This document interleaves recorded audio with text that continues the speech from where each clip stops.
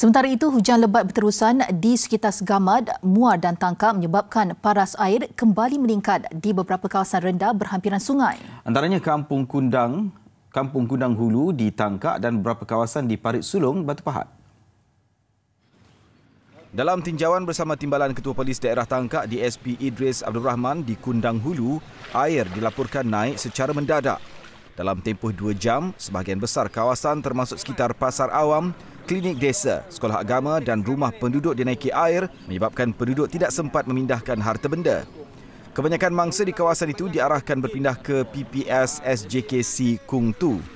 Sehingga petang tadi, 23 PPS ditangkap menempatkan 2,664 penduduk daripada 755 keluarga.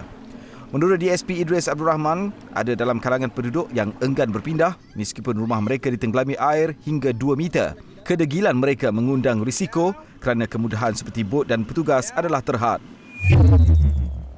Sementara itu, banjir masih melimpah di Pekan Parit Sulong dan kampung sekitarnya yang kali terakhir terjejas banjir besar pada akhir 2006.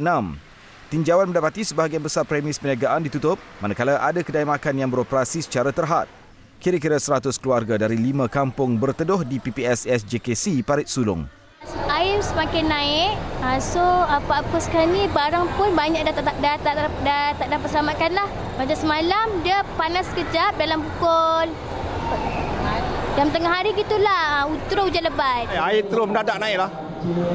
Mana saya dapat selamatkan barang saya selamatkan seperti contohnya barang elektrik.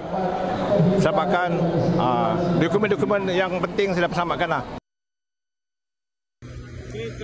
Di Segamad, pasukan polis dari Ibu Pejabat Polis Daerah IPD Segamad menghantar bantuan bekalan makanan dan keperluan asas ke kawasan Kampung Padang Kiambang yang telah terputus hubungan sejak banjir 3 hari lalu.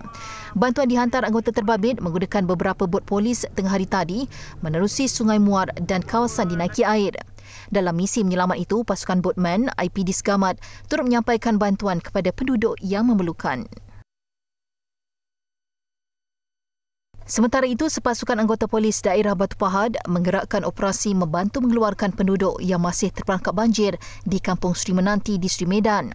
Menerusi visual dimuat naik di Facebook IPD Batu Pahat, anggota terbabit membantu menyelamatkan seorang wanita warga emas yang terlantar di rumah yang terjejas banjir. Warga emas bersama ahli keluarganya kemudian dikeluarkan dari zon banjir menggunakan sebuah bot dan dibawa ke PPS yang berdekatan.